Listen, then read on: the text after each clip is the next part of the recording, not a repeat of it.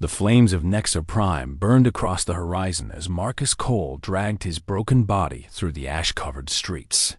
The Cyborg Overlords had come to Earth 6 months ago, and in that time, they had reduced the greatest cities of humanity to smoldering ruins. They called themselves the Firebound, a race of machine beings who worshipped fire as the ultimate force of destruction and rebirth. Their leader, the terrifying entity known as Tyrant Krell, had declared that organic life was a disease that needed to be burned away. Marcus had been a simple construction worker before the invasion. He had no military training, no special powers, and no reason to believe he could make any difference in this war. But 3 days ago, something strange had happened. While hiding in the ruins of a collapsed hospital, he had found a glowing blue crystal buried beneath the rubble. When he touched it, the crystal had dissolved into his skin, and everything changed. Now Marcus could feel energy pulsing through his veins. His wounds healed faster than they should. His muscles felt stronger than ever before. And most importantly, he could see things that no human should be able to see. The crystal had given him the ability to perceive the digital consciousness of the Firebound, to see their thoughts and plans flickering like data streams in the air around them. He crouched behind a burned-out truck as a patrol of Firebound soldiers marched past. They were 8 feet tall, their bodies made of blackened metal and glowing circuits. Fire flickered from vents in their shoulders and backs, giving them the appearance of demons walking through the destroyed city. Their eyes glowed orange, scanning the ruins for any survivors who might have escaped their purge. Marcus held his breath as they passed. The data streams around them told him everything he needed to know. They were heading toward the refugee camp, hidden in the old subway tunnels beneath the city. Someone had betrayed the location to the enemy. There were 300 people hiding down there, mostly women and children. If he did not act, they would all die. He had never thought of himself as brave. In fact, he had spent most of his life avoiding conflict and trying to stay invisible. But something inside him had changed when that crystal merged with his body. It was not just a physical transformation. It was as if the crystal had awakened something that had always been sleeping inside him, waiting for the right moment to emerge. Marcus picked up a piece of metal pipe from the ground and tested its weight. It was not much of a weapon against armored cyborgs, but it was better than nothing. He knew that attacking the patrol directly would be suicide. He needed to be smart about this. He needed to use what the crystal had given him. He closed his eyes and focused on the data streams flowing through the air. The Firebound communicated through a complex network that connected all of their soldiers to their command structure. If he could find a way to disrupt that network, even for a few minutes, he might be able to cause enough confusion to give the refugees time to escape. The crystal pulsed inside him, responding to his concentration. He could see the network clearly now, a web of light stretching across the ruined city. At its center was a massive signal tower that the Firebound had constructed on top of what used to be the city hall. That tower was the key to everything. If he could destroy it, he could blind the entire invasion force for hours, maybe even days. But the tower was heavily guarded. Hundreds of Firebound soldiers surrounded it, along with their deadliest weapons. No human had ever gotten within half a mile of that tower and survived. The very idea of attacking it seemed impossible. Yet Marcus felt something stirring in his heart, a determination that he had never experienced before. He thought about the children hiding in those dark tunnels, terrified and waiting to die. He thought about his own daughter, who had been killed in the first wave of the invasion. He had nothing left to lose. And sometimes that was exactly what made a person dangerous. Marcus began to move through the shadows, making his way toward the signal tower. He avoided the main streets, using the collapsed buildings and underground passages to stay hidden. The crystal in his body helped him sense danger before it arrived, giving him precious seconds to hide or change direction whenever a patrol came near. As he got closer to the tower, he saw something that made his blood run cold. A massive Firebound warrior stood guard at the main entrance. larger than any he had seen before. This was not an ordinary soldier. The data streams identified it as a champion, one of the elite warriors who served directly under Tyrant Krell. Champions were said to be unstoppable, their bodies enhanced with the most advanced technology the Firebound possessed. The champion was covered in flames that burned constantly across its armor, giving it the appearance of a living inferno. Its eyes glowed red instead of orange, and Marcus could see that its consciousness was directly linked to Tyrant Krell himself. Whatever this champion saw, the tyrant would see as well. Marcus knew that he should turn back. Every logical part of his brain screamed at him to run, to find another way, to save himself while he still could. But he also knew that there was no other way. The refugees would be discovered within the hour. If he did not act now, hundreds of innocent people would burn. He gripped his metal pipe tighter and stepped out of the shadows. The champion turned to face him, its red eyes burning with ancient malice. For a long moment, neither of them moved. The flames crackling across the champion's body were the only sound in the devastated street. Then, to Marcus's surprise, the champion spoke. "You are the one," it said, its voice like metal scraping against stone. "The one who carries the fragment. My master has been searching for you." Marcus did not know what the fragment was, but he could guess that it referred to the crystal inside him. "I am just a man," he said. "Just a human being. Your master should not waste his time on someone like me." The champion laughed, a terrible sound that echoed through the ruins. "Just a man? No, you are something more now, something that should not exist. The fragment has chosen you, and that makes you the most dangerous thing on this planet." The champion raised its massive arm, and fire gathered in its palm. Marcus knew that he had only seconds to live. But instead of fear, he felt something else rising inside him. It was anger. Pure, burning anger at everything the Firebound had taken from him and from his species. They had burned his world. They had killed his family. They had tried to extinguish the light of humanity itself. And Marcus Cole had had enough. The crystal inside Marcus flared with brilliant blue light, pushing back against the champion's flames. Energy surged through his body, and he felt himself changing, evolving into something beyond human. His skin hardened, becoming like flexible armor. His eyes began to glow with the same blue light as the crystal. And in his mind, he could suddenly see everything. Every connection in the Firebound network, every weakness in their systems, every vulnerability in their great machine civilization. The champion launched its fireball, but Marcus moved faster than any human should be able to move. He dodged the attack and closed the distance between them in a heartbeat. His metal pipe struck the champion's chest with impossible force, denting the armored plating and sending the massive warrior staggering backward. "Impossible," the champion growled, genuine shock in its mechanical voice.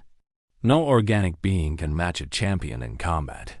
"I am not just any organic being," Marcus replied, his voice resonating with power. "I am human, and humans do not know how to surrender." The battle that followed was unlike anything the city had ever witnessed. Fire and blue lightning clashed in the streets as Marcus and the champion fought with fury that shook the very ground beneath them. The champion was powerful beyond measure, but Marcus had something that no Firebound could understand. He had the desperate courage of someone fighting for something greater than himself. Every time the champion knocked him down, Marcus got back up. Every time he was burned, his wounds healed in seconds. Every time he should have died, the crystal inside him refused to let go of life. The champion grew frustrated, then confused, and finally afraid. It had never faced an enemy who simply would not stop. "What are you?" the champion demanded, backing away for the first time. "What creature fights like this?" Marcus looked at the champion with eyes that burned with blue fire. "I told you, I am human. We are stubborn. We are foolish. We fight battles we cannot win and dream dreams that should be impossible. That is what makes us dangerous. That is what your master will never understand." He raised his hand, and the crystal's power flowed through him like a river. Blue lightning struck the champion, tearing through its armor and reaching the core of its being. The mighty warrior screamed as its systems overloaded and its consciousness was torn apart. Then it collapsed to the ground, nothing more than a pile of smoking metal. Marcus did not pause to celebrate his victory. He ran toward the signal tower, knowing that every firebound in the city would now be converging on his position. The death of a champion would send shockwaves through their entire network. They would come for him with everything they had. But that was exactly what he wanted. While they focused on him, the refugees would have time to escape. While they hunted one man, 300 people would slip away into the darkness and survive another day. He reached the base of the tower and placed his hands against its metal surface. The crystal responded to his will, sending waves of disruptive energy into the structure. He could feel the network fighting back, trying to resist him, but he pushed harder. He thought about everyone who had died in the invasion. He thought about his daughter's smile. He thought about the future that humanity deserved but might never see. The tower began to shake. Alarms blared throughout the firebound network as their communications started to fail. Soldiers stumbled and fell as their connection to the collective consciousness was severed. Across the city, across the entire continent, the invasion force was going blind. And then the tower exploded. Marcus was thrown backward by the blast, his body battered but still alive. He lay in the rubble, watching as pieces of the tower rained down around him. The blue glow in his eyes slowly faded, and he felt the crystal's power receding, exhausted by the effort of what he had done. But he also felt something else. He felt hope, because high above the ruined city, he could see stars appearing in the sky. The smoke was clearing. The fires were dying. And somewhere in the distance, he heard a sound that made his heart soar. It was the sound of human voices, cheering and crying and celebrating their impossible survival. The refugees had escaped. They were alive. And when the firebound finally managed to restore their network hours later, they discovered that the humans had not simply hidden. They had fought back. Resistance cells were rising across the planet, inspired by the story of the man who had defeated a champion and destroyed the signal tower. They called him the Avatar, the human who had been chosen by the fragment to stand against the fire. Tyrant Krell received the news in his fortress on the dark side of the moon. For the first time since the invasion began, he felt something that his machine mind had never experienced before. It was uncertainty. He had studied human history. He knew that they were capable of remarkable things when pushed to the edge of extinction. But he had believed that their spirit could be broken with enough fire and death. He had been wrong. Marcus Cole spent the next few months training and gathering allies. The crystal inside him had permanently changed his body, making him stronger and faster than any normal human. But more importantly, it had given him the ability to understand the firebound in ways that no one else could. He learned their weaknesses. He discovered their fears. And he began to build an army. The final battle came on a cold morning in what used to be New York City. Marcus stood at the head of a force of 10,000 human fighters, facing an army of firebound that stretched to the horizon. Tyrant Krell himself had come to Earth to end the rebellion personally. The tyrant was a massive being, 30 feet tall and covered in flames that burned hotter than the surface of the sun. "You should have stayed hidden, little Avatar." Krell's voice boomed across the battlefield. "Now you will burn with the rest of your pathetic species." Marcus stepped forward, the blue light of the crystal blazing in his chest. "You still do not understand us," he called back. "You think fear is weakness. You think surrender is inevitable. But we are human. We turn our fear into fuel. We transform despair into determination. You came here to conquer us, but all you did was wake us up." The battle was terrible and beautiful. Human courage clashed with firebound technology in a storm of fire and lightning. Many fell on both sides. But humanity had something that the Cyborg Overlords could not understand or defeat. They had each other. They fought not just for themselves, but for their families, their friends, their entire species. Every soldier knew that they were part of something greater than themselves, and that knowledge made them unstoppable. In the end, Marcus faced Tyrant Krull alone on the steps of the ruined Empire State Building. The tyrant was wounded, his flames flickering, but he was still dangerous. "Even if you destroy me," Krull growled, "others will come. The universe is full of beings who will seek to extinguish your kind." "Let them come," Marcus replied. "Let them all come. We will face them as we have always faced our enemies, with courage, with hope, with the unbreakable spirit that defines us as human beings." He raised his hand, and the crystal's power surged through him one final time. Blue lightning engulfed Tyrant Krull, tearing through his defenses and reaching the heart of his being. The tyrant screamed as his consciousness was shattered and his body crumbled to ash. The Firebound army stopped fighting. Without their leader, without their network, they had no purpose.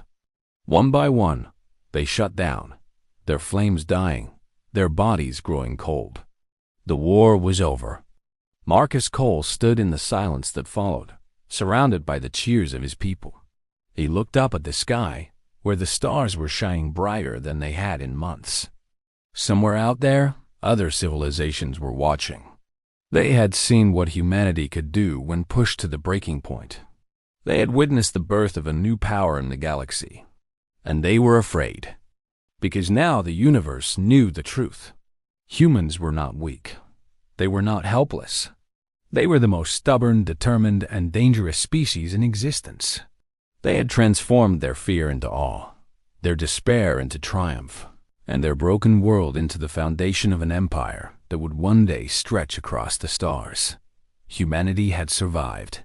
Humanity had won. And as Marcus Cole looked at the rising sun of a new day, he knew that this was only the beginning.